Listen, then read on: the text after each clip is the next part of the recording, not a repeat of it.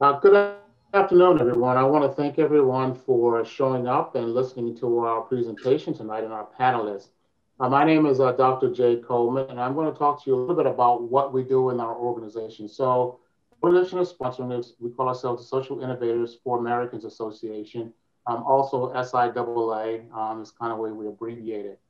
What we're trying to do tonight is we want to talk to the stakeholders in the education ecosystem and get their perspective on some of the things, some of the challenges that they're facing in the school system and with students in and out of the school system, and also to understand what things can be done better, how can we make it better for their profession and the way they deal with the students who are also going through the system. We call this the design the education system of the future. And with that, one of the things that we're going to do is we're going to take a lot of the comments and information that everyone shares, and we're going to capture that information and use it to kind of get kind of some of our research from you. So everybody on the call is an active participant. We really want you to be active in the chat. So if you hear something that sparks an idea, or you know about somebody who's doing this or anything like that, please put that information in the chat. And that's going to be a big part of our discussion. So you're part of this interactive engagement as well. And we really, really want to hear from you and the inputs that you have. The other thing that we're going to do is we're going to have the panelists introduce themselves, and they're going to answer 2 questions. And then we're going to open it up to the audience for Q&A. Now, there's some questions in the Q&A. You should be able to vote on questions that you like. There's an option to vote on the questions and check the questions that you think are really good questions. If I get a question with a lot of votes, I'll ask those questions to the audience. I may also reach out to you if you have a really good question, especially if it's a really good question. I may also reach out to you via chat and say, hey, would you like to go on camera, ask that question? You don't have to. You can say, no, I don't want to, but please ask my question. But if you do, I will move you over to the panelists so you can ask a question as well. So if anybody wants to do that, or you can also let me know you'd like to ask one question in the Q&A, and I'll try to make arrangements to make sure that happens. So again, thank you everybody for coming out. We try to do as an organization, we're going to use this information, and we try to address multi-generational problems. So we work a lot with youth in school. We work a lot with young adults. We also work with communities that are either impoverished or that are under systems of oppression. In those communities, we bring together those communities in what we call charrettes, or we call them cross-community collaboration sessions with various stakeholders to try to resolve problems. And then we take a further step to actually implement those problems in some type of trial, a pilot, or some type of small program before we scale it and eventually institutionalize that solution. With the education system, it's really key because it's a cornerstone to most communities. Most communities thrive and survive around the education systems within their communities, and that's why it's so important that we do this. For those of you who did make donations, I really want to thank you for those donations. Those donations are going to support 3 of our key programs. One program is dealing with eighth graders to high school, and that is our Social Innovator of the Future program, where we provide training and curriculum and things of that nature for those for the classroom as well as for youth organizations outside of the classroom. We also have something called the Social Incubator program, where we work for 21 to 35-year-olds who are starting a nonprofit, who are doing engaging work. So your donations will help start with that program as we help them develop their business or their nonprofit organization to actually deliver social impact to the community. And then the other thing we do is our community-based projects as well. So we actually at no charge to the community. We'll send people out there and help them with those communities. So with that, that's a little bit about our organization. That tells you a little bit about what we do. At this point, I'd like to introduce Dr. Kymm Watson. Dr. Kymm Watson is going to be our host for tonight, and she will introduce herself, and then she will also talk a little bit about the guests. So thank you very much, and over to you, Kymm. Wonderful. Wow. Thank you, Dr. Coleman. Again, I'm Dr. Kymm Watson, and I am so excited to have this amazing conversation sponsored by Social Innovators for Americans Association. We, of course, are a very growing and thriving association that encompasses a host of diverse stakeholders, solving systemic problems. And when we think of what it takes, ultimately to redesign the education system, the list of things to keep or start or change can be a very daunting task. But tonight, we'll start the discussion with our four amazing panelists that's going to join in our discussion and share some of their perspective on the social worker's vision for the education system for the future. And I'm excited about it because they are from very diverse backgrounds.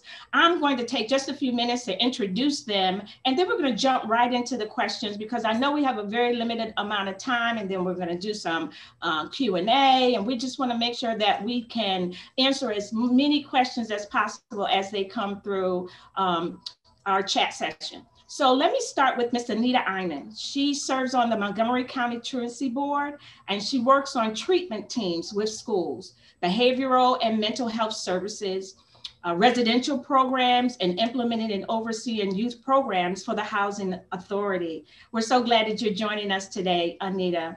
We also have joining us Ms. Lolita Inez, who is a social worker, certified in the model approach to partnerships and parenting. She also brings a wealth of experience working with special needs children in the public school setting, and she is very much an integral part of the education ecosystem due to her experience within the community, with other partners in mental health, courts, and the public school system. So glad to have you with us, Lolita. We also have joining us Ms. Cindy Kowalek.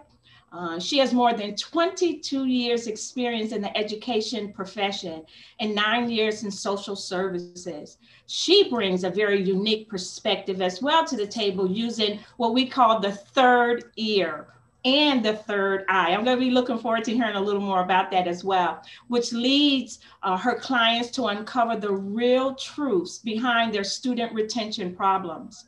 Last but certainly not least, we're glad to have joining us Ms. Paula Stackhouse Leonard. She is also a social worker, and she is with the Union County Department of Human Services. She provides guidance, and she watches youth grow even while facing setbacks and hardships. She's recognized for the links as Coordinator of the Year for the state of North Carolina in 2018. I love that because I'm from North Carolina, and I'm looking to hear just a little bit more about what she brings to the table and how we help to envision this education system for the future. So ladies, are you ready? Let's start with this first question out the gate. Since we all know the time that we're in right now, which is COVID, okay? So in COVID-19, what is the role of the social worker in mitigating negative impact to students, quality of life, and their ability to perform in schools so that they don't fall behind in the achievement gap? I know that's a mouthful, but take a few minutes to think about what that is. And how about we go ahead and start with Cindy? Well, thank you so much, Dr. Watson. And I'm appreciative of being on the panel here. I think the social worker is going to be the bridge. PTSD or post-traumatic stress disorder is going to be huge for every student of every race, every income level. Everybody is dealing with this. The children have not been in school. Going back is going to be difficult for the teachers. And we also have to deal with the teachers and the administration and what they've been dealing with. So I think post-traumatic stress disorder is going to be something on the horizon. I also think that we need to hire more social workers for the school. For example, I worked in a school that had 2,700 students and 2 social workers for the general population, 1 for the special ed population, and 1 psychologist. There is going to be such an overwhelming need for social workers to run groups, social groups, help families with their economics. We know that school social workers don't just deal with mental health issues, they deal with the system. And they are the only ones who really have been trained in systems. So they're going to take the educational system, the family system, the community, and they're the ones that are going to be telling the schools and need to also be very much involved in this transition back to education. And even the students who have been in school, we have to start where the students are at. We can't expect them all to be high achieving right off the bat. And we have to give them room to grow back into it, and be patient, knowing that they're coming with a big bag full of stress and anxiety. Wow, that's great. You're absolutely right. You know, Cindy said something that really caught my attention, and she talked about the bridge. So I would think that we're having to create a bridge that helps us to change and redesign the system and how we are using education today. So with that in mind, Paula, what do you think? I think you have had a lot of experience with students facing setbacks and hardships, and this might be something that we really need to think more deeply about, and how such a bridge can be created that addresses many of those issues, such as PTSD. You're on mute. No problem. Okay. Yes, in speaking with youth, what I have learned, and when I'm listening to them, actively listening, what they are requesting is that their needs be met first of all. Because as one youth said to me, if we're hungry, my mom can't pay rent, why are you asking me to focus on school? We have other needs. So if we can meet their needs, their well-being needs, ensure that their medical needs are met, ensure their mental health needs are met, then we could focus more on educational needs and make sure, because looking at it, what it looks like to each family is a must, because it's going to be different for each family. The dynamics are different, the children are different. So we have to learn to meet their needs holistically, find a different approach, find systems that we can work with and make referrals that are actually appropriate for the families. And then I think that we can get better outcomes. Absolutely. You know, Lolita, that just definitely added to what Cindy just shared a little bit about the bridge. But one thing that you talked about, and it caught my ear, was being active listeners, and how changes are happening in the classroom today virtually, and what that means because of COVID, and how many students have had to change, and parents have had to change and adapt, and their issues with regard to, you know, whether students are being fed in the home now that they're no longer in the school system, and just a host of issues that may come up that we have to keep on the forefront. And so I liked how you talked a little bit about being an active listener. We've got to hear the students. We got to understand the challenges that they're being faced with. We've got to figure out ways of understanding which battle we're going to fight, you know, every time we're in the classroom. I remember, and before I get to Lolita, I just want to share really quickly. I remember my daughter is an educator, and she's a special education teacher. And I remember her sharing with me, all of her students are in the classroom and she's on video. And one of the kids is just traumatized to be on the video. So he has this big Bud Lightyear that he sits in his chair. And she said, rather than stress him out, she always tells her children, wow, we've got a new student in the class. Well, let's welcome Bud Lightyear. And all the students are waving and excited. And she's helped to bridge the gap of them not being participating or engaging because the child is feeling frustrated because he doesn't want to be on camera. And so that led me to think about being an active listener for her to figure out how does she remanage or re-engage her classroom when students are being challenged in this COVID-19 environment. So Lolita, I like, again, what Paula was sharing a little bit about listening and how we can continue to provide an environment for our students that they won't be afraid to step outside of the box, or parents won't be afraid to step outside of the box, or teachers won't be afraid to step outside the box as we're looking to redesign or change. So with that in mind, what kinds of things might you think we need to change, since we were kind of catapulted into this COVID-19 learning environment? I think you were on mute too.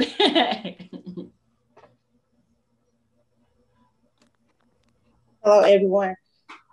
In order for everyone to just be able to come together, work as a team, and you really have to look at treating everyone like with respect. Like some parents you have to look at, they have to work.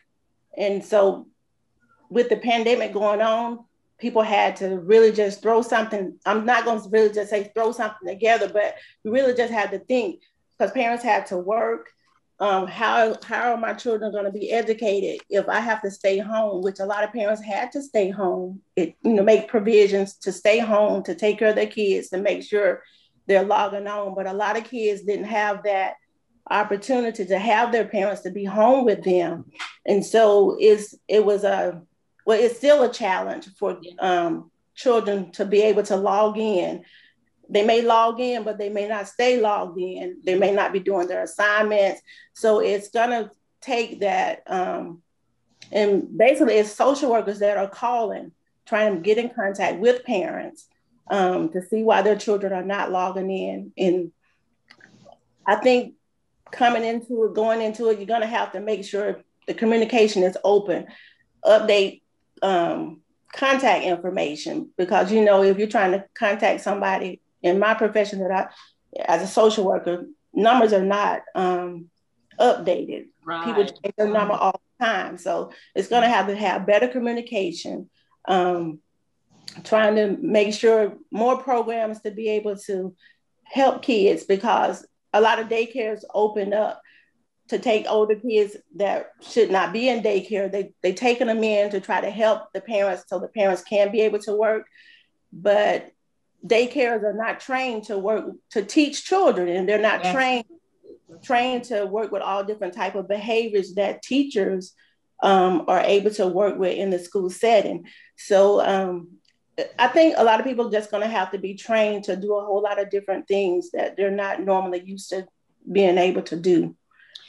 That was a great point. We found that many students are ending up in the daycare, and the daycare system is not qualified to be able to teach a group of people, young people in that environment. And sometimes they need one-on-one attention, and teachers are more experienced in how to manage that in the classroom. But one thing that you talked a little bit about, that you talked about respect and helping to provide provisions. And that allowed me to think just a moment about you, Anita, and what you have to do in your work as a social worker with regard to behavioral and mental health services. I can imagine the anxiety that happens in Zoom sessions, and having to sit still and having to be in front of the camera, and how all of that is having a tremendous impact on the achievement gap that was in some instances already a big issue. So now we've stepped into another mud pile, if I might say, of issues with COVID and falling behind with regard to the achievement gap. Talk a little bit about your experience with this, and how mental health is being supported in the classroom today for students with regard to COVID-19. Thank you. As you stated, youth were already dealing with anxiety before COVID. In some of the cases that came before the truancy board, a lot of the reasons why kids weren't attending school is because of anxiety. And so now we're in remote learning, and I can speak from a personal experience because my son received special education services, and I was concerned about him having that one-on-one attention that he needed. I was blessed to have a special educator coordinator and social worker in the school system that put things in place for him. He has a paraeducator. He has breakout sessions on Zoom and things, which have been beneficial, but maybe not all students can adapt. There is someone in the classroom who might need a little more attention and a little more services than one-on-one. And I think, like I say, you got to listen to the parents and listen to the youth, and that some of these kids really need to be back in the school to get that one-on-one, that social interaction to be in the schools, and getting the parents to feel comfortable and sending the kids back to school. Some are ready to send the kids back to school because they do need that.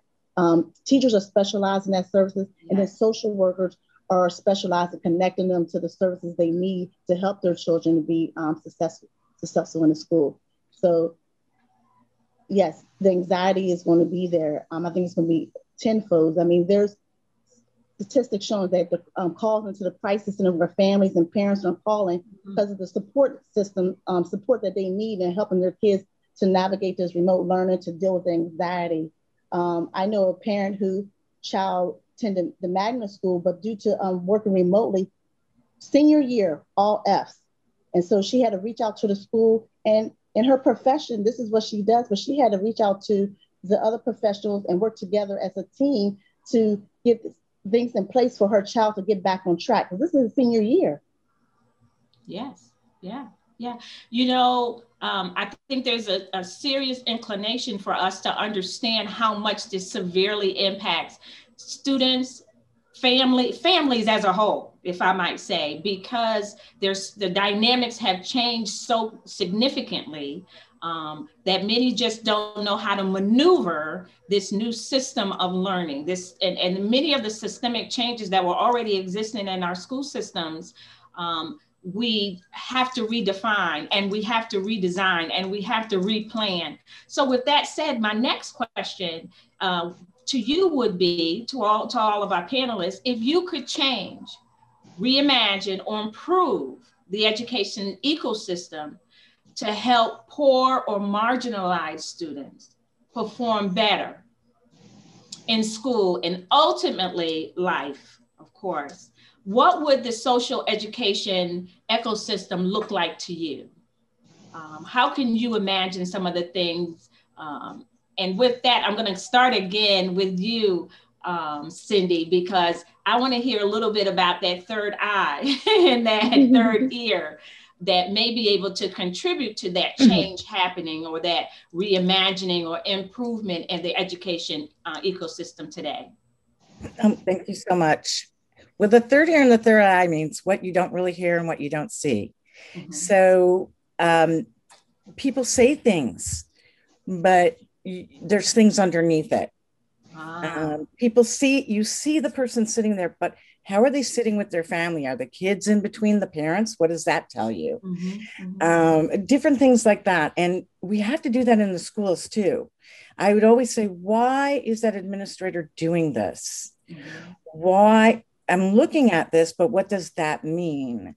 Or when the students are having trouble getting kicked out of class and things like that, what's going on in that classroom that we're not hearing or seeing? In my imagining schools, first of all, I want it to become the community. I think what I found in one of our sister schools was that they got together with a hospital that was across the street and developed a family community center inside the school, free community family services. They hired more nurses. That's another thing we don't have enough of in the schools. So developing a place, I could reimagine it where there's food service for people who need food, which they're doing now anyway. They're having food outside and the parents come pick it up and take it home, or on the free lunch program. I imagine there's mental health services there that are funded by the state. So the community doesn't have to go anywhere. There's one place. The other thing would be working, getting rid of these high stake tests. Yes. It has not proved a darn thing. And I was in the system when it went from caring about students and civics classes and all kinds of extra school stuff. And then all of a sudden it goes to, we have to do testing. And all it does is encourage cheating in the classrooms. Mm-hmm. I would like to see more SEL, which is social emotional learning. I would like to see restorative justice.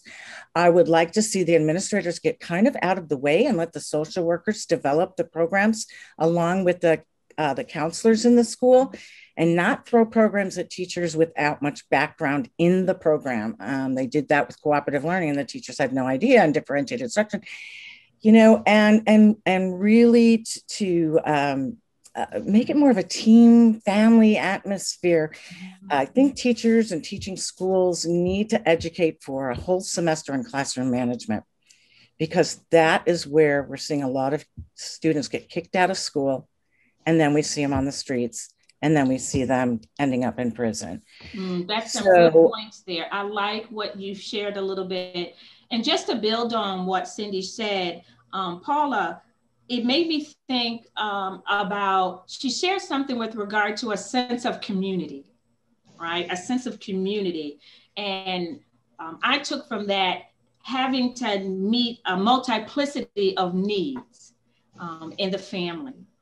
What do you think about that sense of community and meeting different needs? Because this isn't one size fits all. And that's the education. We've got to realize that the education system is not a one size fits all. There are going to be people with different needs, different expectations, different learning styles. You talked a little bit about differentiated instruction. What would you say on how we might be able to address some of those issues when we look at redesigning better school systems?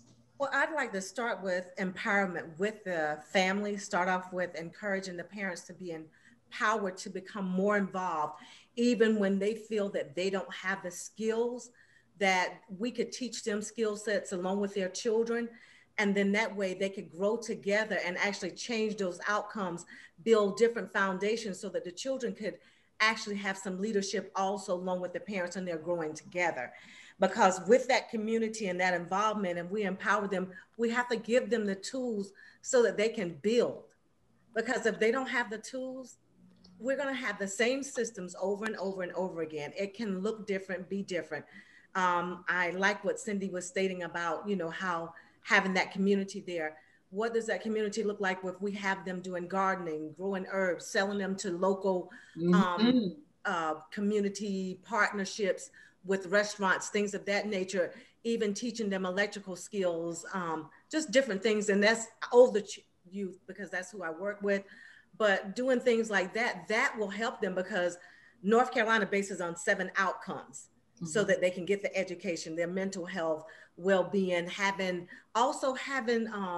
some form of partnership for each youth, like maybe not the Big Sister program, but having someone that they can partner with to shadow and do certain things so that they can get some different skills and different views.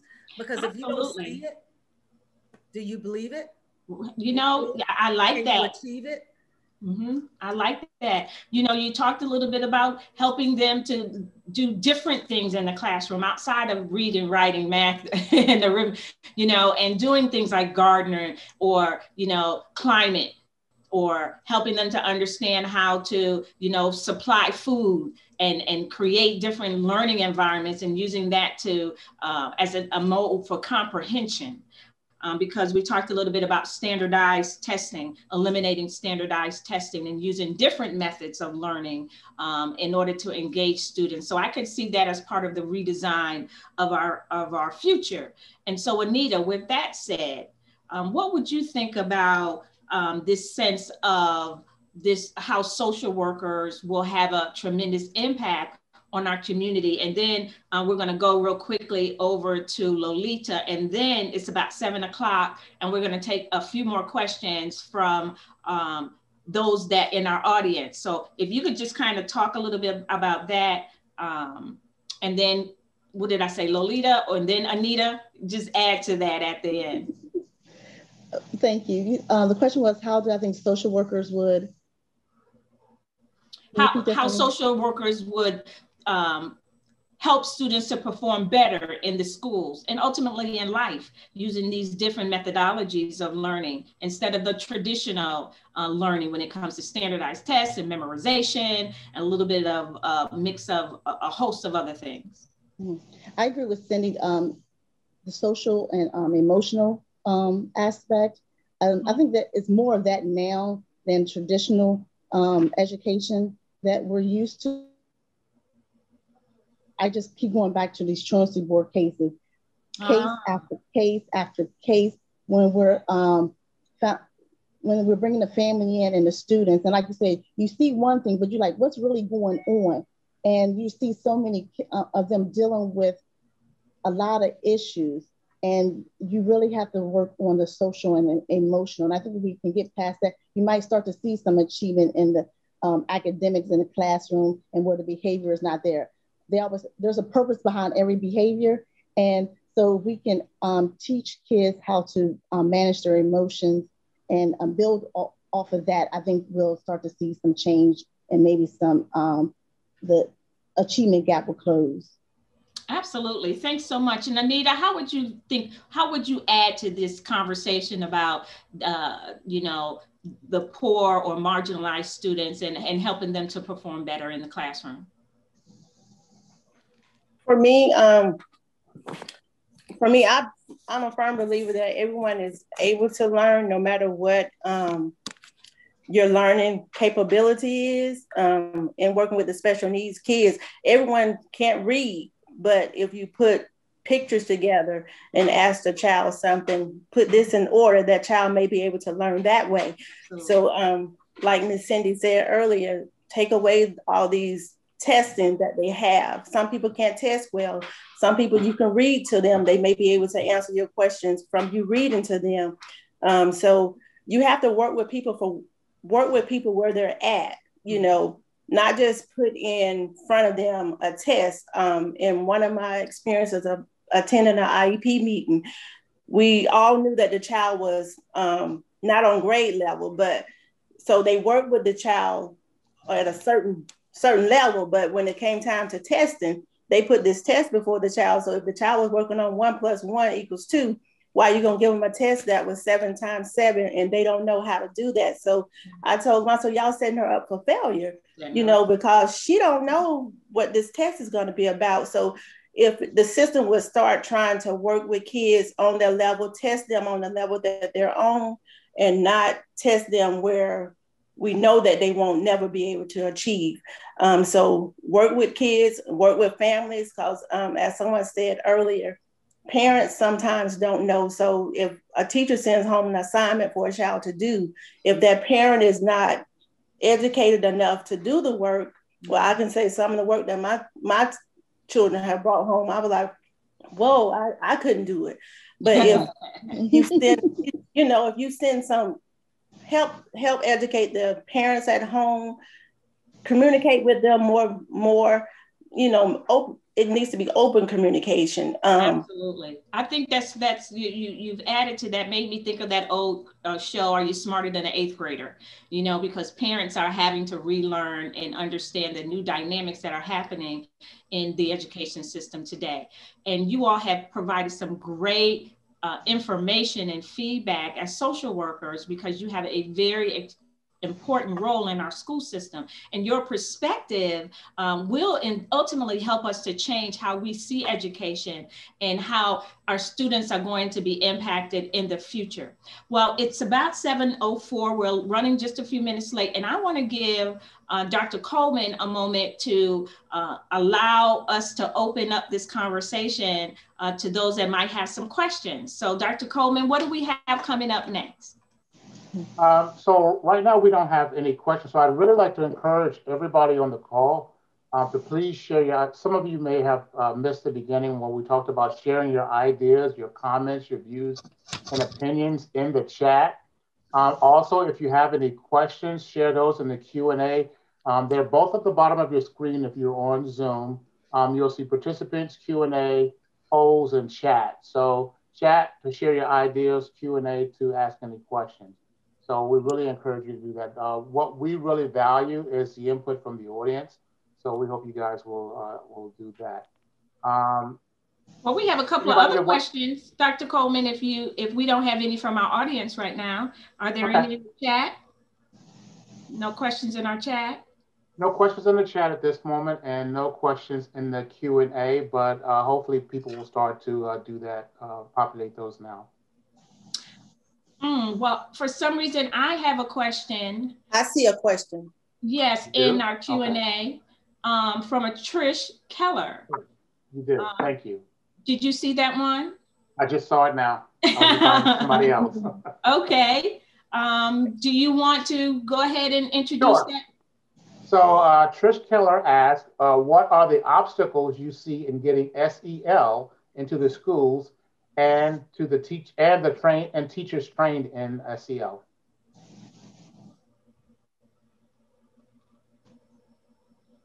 Anybody like to start off?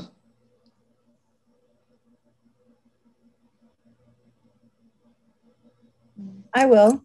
Okay. Considering I was a teacher in the schools and saw until recently when I retired, and now I'm going more into a youth career and life choices. SEL, a lot of teachers don't buy into it.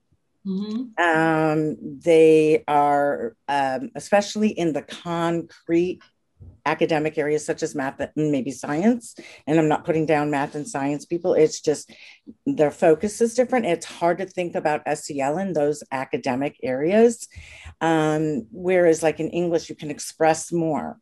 PE you can express, it's all about social emotional, art. And so one of the things is they want to continue to cut art and cut music and cut drama and cut woodworking and cut PE. And for example, in California, they don't have 2 years of PE. And in Illinois, they have 4. And the kids grow from the certain types of classes that are offered their junior and senior year. Wow. So I think the obstacle is where those can really fit in, we're cutting those classes in fashion design. And I also think that because of this focus on academics, and I'm not putting down academics, but we know that academics go better when the brain is not drained. When the brain is drained or under strain, it's hard to retain. I like that. I like that.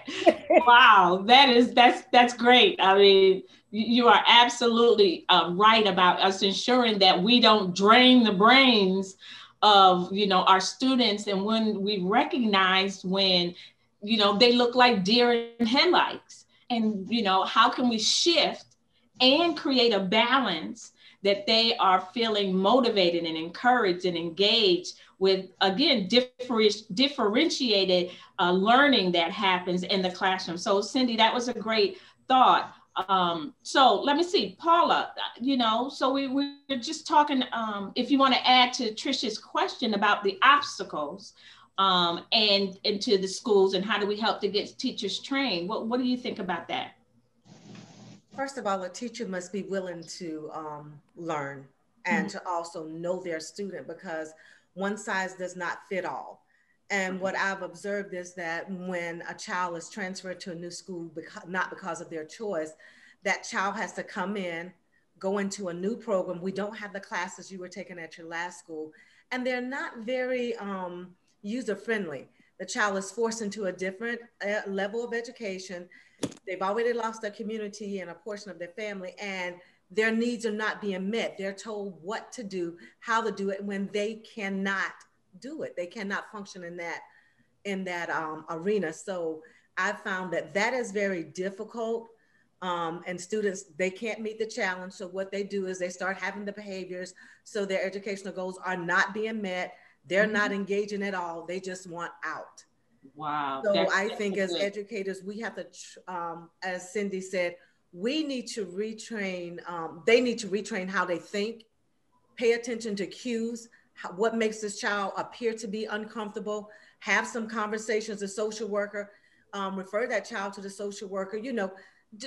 We just need to be more attentive if we're really going to advocate and be brokers for what we want to see as change and the needs be met. We have a lot of work to do as the adults, because we're not going to be able to teach the kids if we're not willing to change a little bit ourselves. We're not. Oh, that's great. That's great. I like that term, brokers of change. Dr. Coleman, we have a couple of other questions in Q&A. Would you like to go ahead and present those? Sure. So we have a question from, I believe it's Tariq Delilah. The question is, how are the educators willing to make this shift in their mindset? I'm not sure what happened. It just went away. We lost it. I saw it there. I'm sorry, here it is. Here it is. How are the educators willing to make this shift in their mindset and integrate the new technologies and online methods in the education system?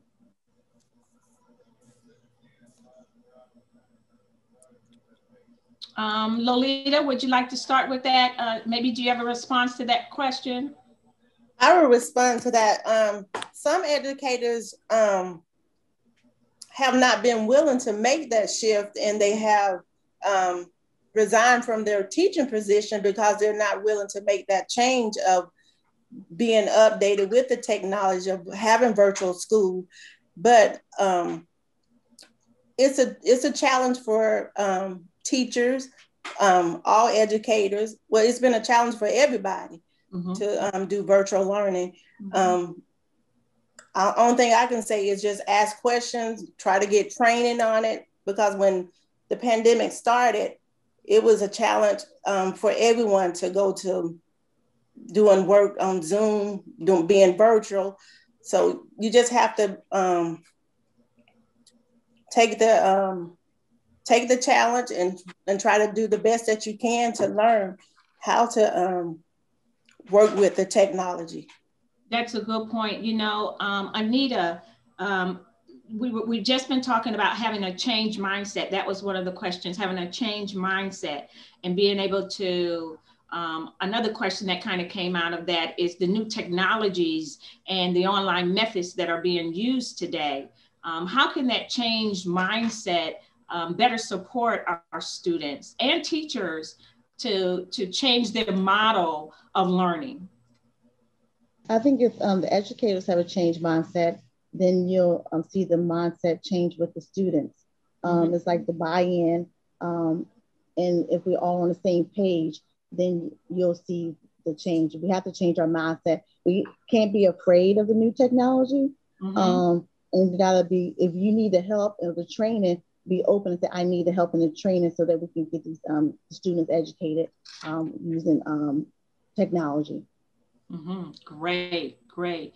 Dr. Coleman, I see Tariq got a couple of other things in here. Would you like to go with that or move on with another possible question? So I see a question here from FR. And FR asked a question about social systems thinking, I'm sorry. So are the panelists familiar with systems thinking, such as to look for leverage points, relationships, influences between the various systems in the ecosystem, and many other approaches to understand the problems at hand? So I think this is getting at the social system and looking at it from a systems point of view. And as social workers, do you guys do that, and how is that helpful or not helpful? Great question. Anyone that wants to start with some feedback, and then we'll kind of build on it.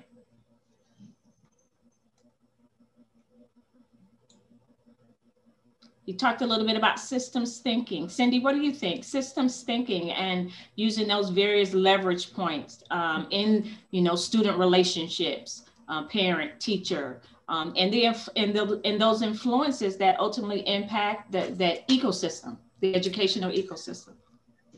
Thank you for asking. First of all, we also have to include peers as part of the system, other students and the administrators. We also have to understand that what is coming down from administration, and that includes superintendents and Board of Education, and then our states and our federal government, where, those systems are affecting education tremendously, including the parents and everything else. So I think one of the places we need to do is to do systems thinking, because social workers already know this. We all know that's how we are trained. We are trained and one other thing is that I was going to say is too, that so I feel social workers need to get together right now. And I think we need to start activate, what do I want to say? We need to start advocating for the need for more in our schools, and the need for more, and advocating to our administrators what we need. We're usually so isolated from one another, like teachers are. Once you're in the classroom, you close the door. We really need to come together like we're doing today. I'm learning so much from you guys. And so that's another system that can work with the other systems. So that's what I have to say. I'm sure many of you all of you have more to add to that. Well, Paula, would you like to add some thinking to that? Well, I was thinking when she talked about the administrators, I was thinking about we have to start at the head of the school systems, and starting at the head, we make some presentations to say, okay, this is not working. Would it be nice to try this new social systems and what it looks like in action? There has to be a plan and a purpose, because if we can't show them in action, they're not going to believe it. Because right now we have people that are actually putting a system in place that it was working at one time, but it's not going to work. We see what the pandemic has caused and what it's going to cost us. We think about it. We don't know holistically how it's going to play out. So we need to put some deep thought in this, start working together across the different states, the various states. And yes, we need to write some administrators, the people at the top who are running the school system, to say, see what happened when the pandemic came in. What can we do to change this, put it into action so that our children, we can advocate for them to have better learning resources and be able to, we can meet the need the next time something else happens, and not have as many. We're gonna have a lot of mental health issues showing up in the future, 5, 6, 10 years from here. And then what have our children lost from not receiving an education, for like the ones that don't have access to internet? They're not, no one is assisting them when they're trying to log in for their educational purposes at home, or they don't have a tablet or a laptop or access. What is happening to those students? Here we go. Thousands of students. And absolutely affect population, workforce, mental health, everything. That's a good point, and it leads me into another question that I have, and with regard to this pandemic, COVID-19, and how it's created a serious paradigm shift and causing us to have to pivot. And with that in mind, how can we better support the realities of leading and driving improvement? I want us to think about the realities. What's the real? And those realities are poverty, financial struggles, homelessness. Okay, because we have lots of children that are homeless or living in shelters. And we're talking reality. What's the real bottom line? Pull back the layers of the onion truth. How do we address all of these different shifts in learning that could ultimately impact our students in a variety of ways, and also, that produces both negative and positive areas that we can drive improvement? And homelessness was definitely one of the things that came to mind. I think you, Paula, you might have said something that triggered that thought in my head. What do you think? Lolita, what do you think? You're on mute. I'm sorry. Just trying to keep a positive outlook on things, even though things are bad. But if you try to keep a positive attitude, and your positivity may flow into somebody else and have them, if they're thinking down, it may help uplift them, give them a better self-esteem, work out things, whatever things that they don't have, try to seek ways of how you can provide it to them. And when I say to them, I'm talking about to families. Yes. Because a lot of kids have struggled, like I've heard other people say, with the internet, about where they live.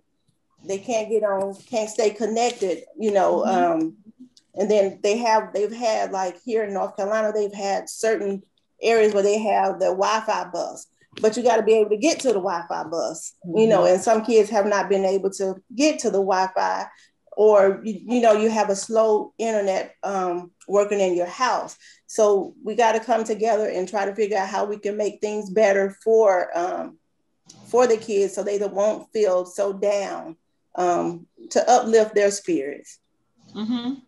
Absolutely. I think that's really important. And there are so many layers to this. This is, something that many educators and administrators and parents and the host of those that are helping to understand where we need to go with regard to our education system, that we've got so many things to address. We've got so many things to take into consideration. I know, Dr. Coleman, there are a couple of other questions in the chat. So where would you like to take another one there, or as we're mindful, we've got maybe about 10 more minutes. Sure, I certainly would. So have another question from Tariq Balilith. I would like the panelist who answered me stating that some of the educators were challenged by the change. I understand that coping with the change is the hardest part, and that's the point. If educators just start by accepting this new reality, things will be easier to convey it to the new generations and adopt that as a new method of acquiring knowledge and a new normal. I'm not sure if that's a comment or a question. I think more of a comment as opposed to a question.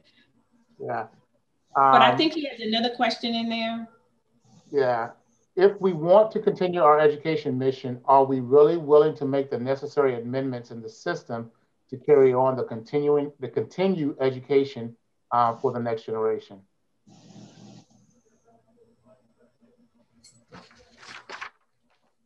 Anita, what do you think? I could barely hear the question.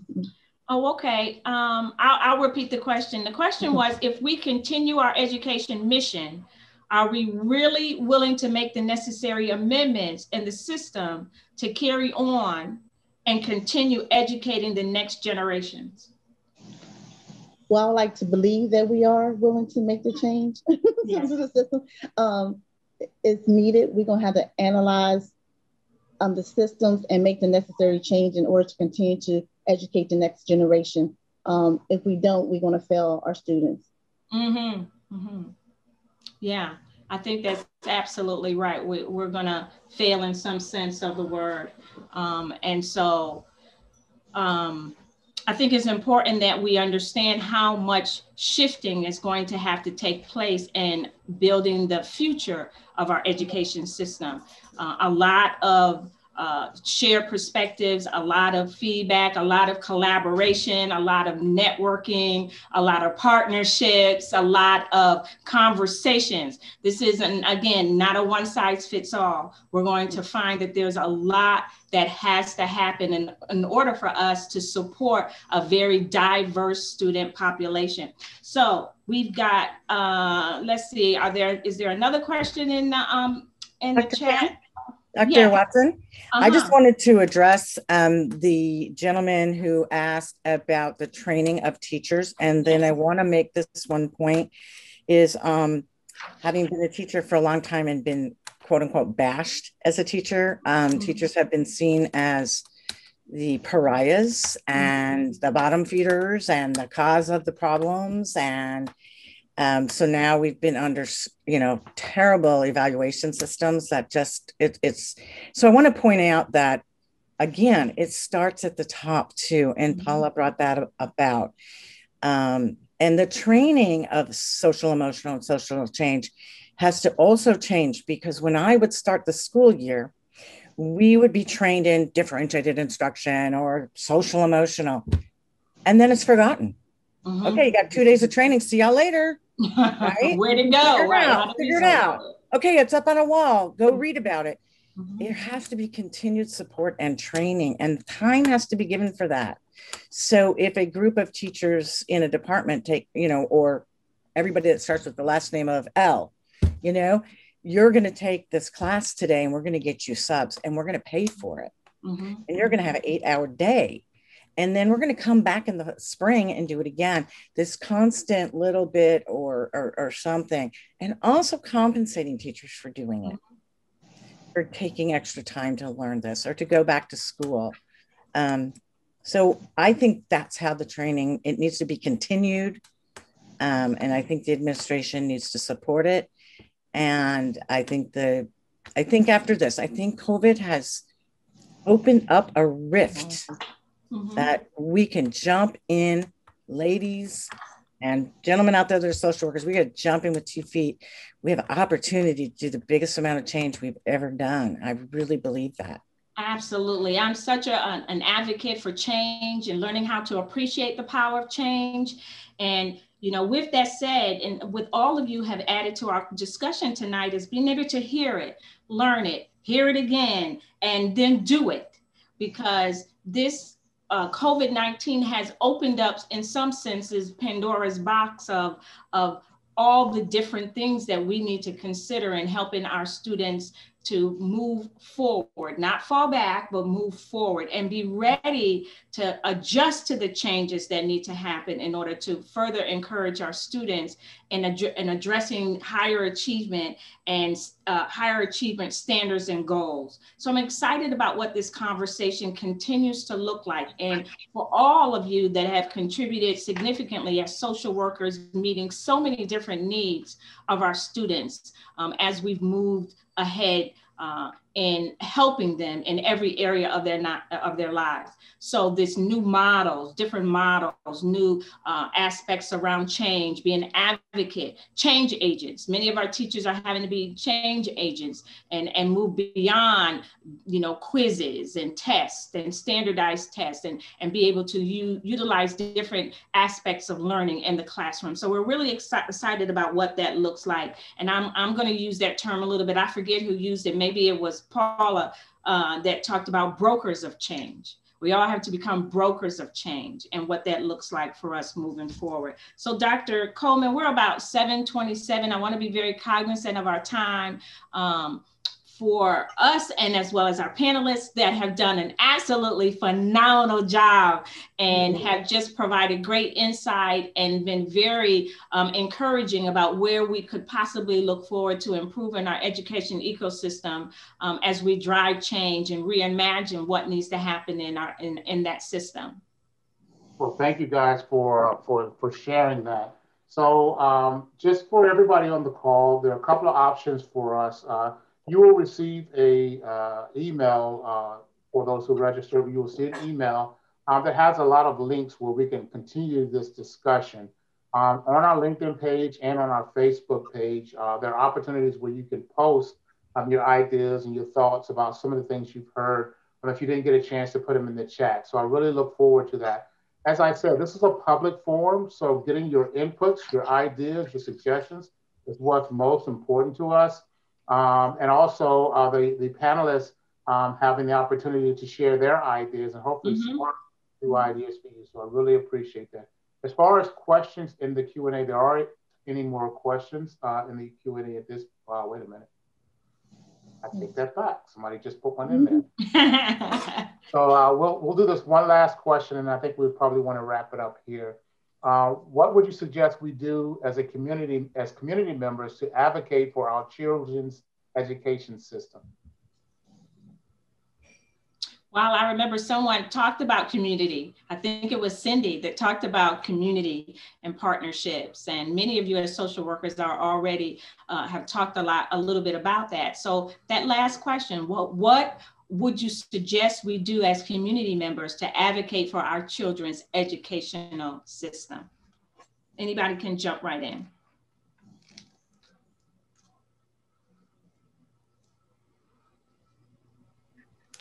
I would say for the community just to come together, you know, maybe make a plan to have a meeting to see what the children need. I mean, it says it takes a village to raise a child. It takes a village to educate a child. So if the communities would just come together and not be separate, it won't work on one accord. Right. You know, one thing makes me think of, we need to ask our children more. You know, we need to ask them, you know, how are they learning? How are they, what are you struggling with? What's good? What's bad? I want to hear from you. And that active listening and listening to them that are in the classroom, we tend to overlook that. Paul, I think you were going to add to that. And communities just getting together. You could adopt a school. And with that, find out what a child's needs are. Maybe our parents, we could get tutors out of this, open up a center in a neighborhood that does not have a center. You could do that. I mean, we could do clothing drives, food drives, all kind of things, just to meet the little well-being needs so that a child is not worried about that. And we could focus more on some educational needs. Because there are people out there and other people who have gifts and talents that they could share. That's right. Not having proper clothing addresses many of the mental health issues that children face in the classroom. You know, and people overlook those that could be contributing to, you know, the achievement gap. All of those are contributing factors that we can't overlook. Well, we're about 7:31. I want to personally thank Anita and Lolita and Cindy and Paula, who have done, again, a phenomenal job in adding to our discussion. And I truly appreciate the work that you bring to the table as we continue to advocate for our children and the educational system moving forward. Dr. Coleman, I'm going to turn it over to you. I think you did an excellent job, and I think the panelists did an excellent job. So, like I said, there's a letter that will come out, and that will share some give you the ability to continue the conversation on social media. We really, really, really need your input. And so we hope you guys will continue to stay engaged. We will be having another panel session coming up in March 17th. I believe March 19th, March 17th or March 19th, third Wednesday of March. And that panel will be focused on psychologists and their perspective on the school system. So if you know anybody who is a psychologist or school psychologist that wants to contribute, please ask them to go on to any of the social media sites that we have and go ahead and register for that as well. And with that, I will say thank you very much. We really appreciate your donations for those who did. And if you want to continue to donate, please go to our website, www.siaa.com. I'm sorry, .org. We're .org. Again, that's www.thesiaa.org. If you want to go ahead and do that, we will really appreciate that as well. So thank you very much. And hopefully good night, everyone. Good night. Thank you.